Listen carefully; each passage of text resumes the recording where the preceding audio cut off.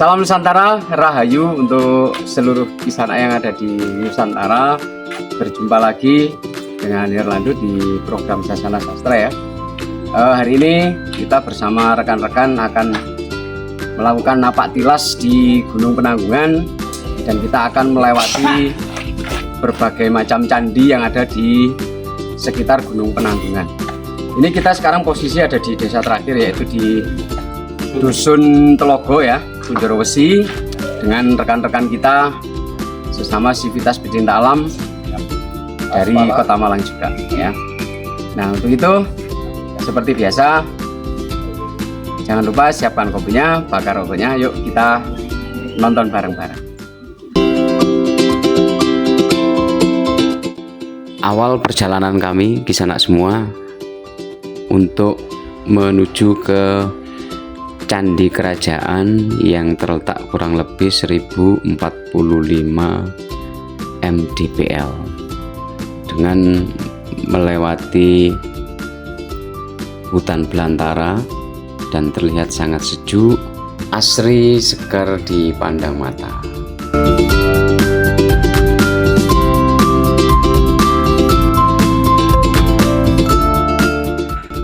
Setelah kurang lebih setengah jam, kita sudah sampai di pos 1 di sana semua ya. Di sini kita akan beristirahat sebentar untuk memulihkan tenaga, karena dikonfirmasi perjalanan dari pos 1 menuju ke Candi Kerajaan diperkirakan sekitar 20 menit. Sebagai tambahan informasi bahwa Gunung Pawitra atau yang sekarang kita sebut sebagai Gunung Penanggungan itu sudah tercatat di dalam bukti primer sejarah, yaitu di dalam Kekawin Negara Kertagama, bahwa Gunung Pawitra itu adalah salah satu dari 7 gunung suci yang digunakan oleh para resi, para pertapa zaman dahulu untuk tempat peribadatan. Mendekati areal candi, kita bertemu dengan tangga yang terbuat dari batu andesit ya. Dan uniknya kisah anak semua bahwa Candi Kerajaan ini memiliki bangunan yang cukup luas dan berada di ketinggian 1045 mdpl, tepatnya di area Bukit Gajah Mungkur, Dusun Telogo, Desa Kunjorowesi. Candi ini menghadap ke timur dan punya 5 teras. Dindingnya terukir relief yang menggambarkan orang-orang melujutkan senjata tombak dan orang-orang yang sedang naik kuda.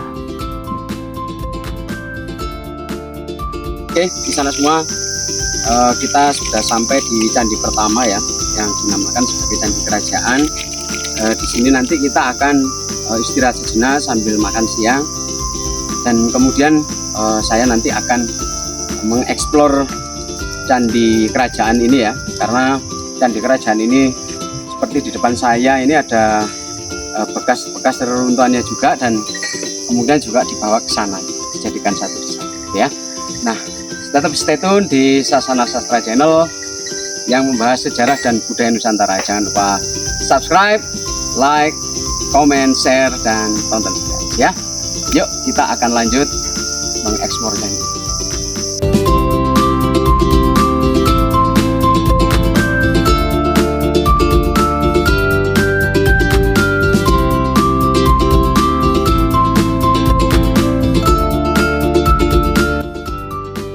Ornamen pertama pada Candi Kerajaan ini bisa kita lihat, ini adalah bentuk cakra ya, yang dalam kepercayaan Hindu diartikan sebagai personifikasi waktu atau sebagai siklus kehidupan.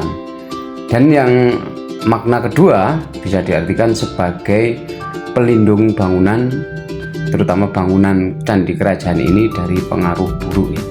Hal serupa untuk simbol ini bisa juga ditemukan di candi-candi era kerajaan Mataram kuno ya, khususnya pada abad ke-8. Jadi dengan simbol-simbol ini kita bisa pastikan bahwa peninggalan ini adalah pada masa era Prabu Airlangga.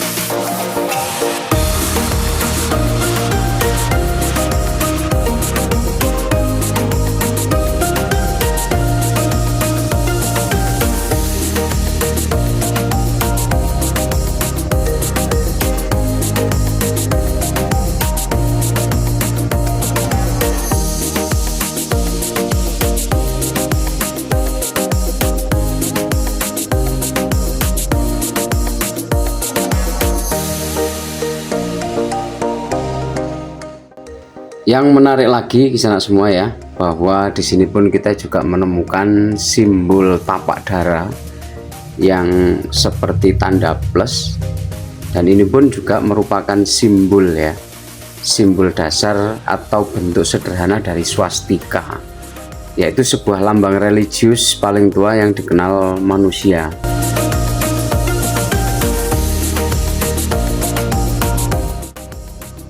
Memasuki relung utama candi, kita menemukan makara yang merupakan wujud seekor naga, dan perlu diketahui makara ini merupakan simbolik untuk menjaga dan melindungi candi dari berbagai macam energi negatif.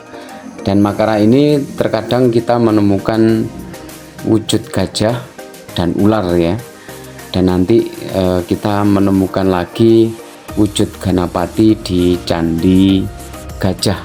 Bisa kita saksikan nanti di video part 2. Kemudian pada dinding candi di bagian utama ya, atau mandala utama candi, terdapat relief yang menggambarkan para prajurit dengan membawa senjata tombak dan menaiki kuda, yang kalau kita artikan di sini adalah simbol pertempuran ya, atau perlambang pertempuran.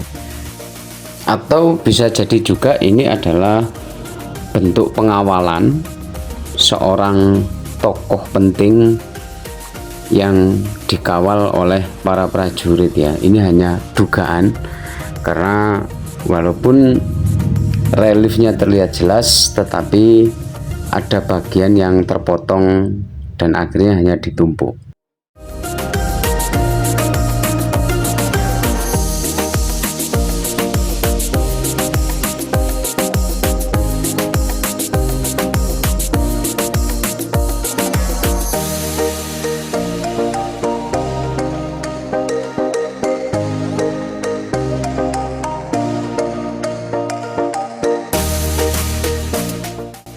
Sejenak nanti kita akan istirahat di sini sana semua untuk melakukan puja kepada Tuhan dan maturang juga kepada para leluhur yang berstana di candi kerajaan, agar apa yang kita laksanakan Tirta Yatra ini dapat berjalan dengan lancar.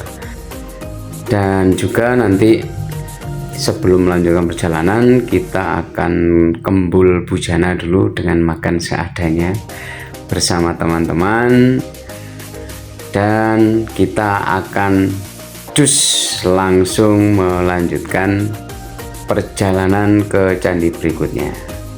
Dan kemana itu? Tetap stay tune di Sasana Sastra Channel. Jangan lupa subscribe, like, komen, share, dan tonton sampai habis. Salam Nusantara, Rahayu.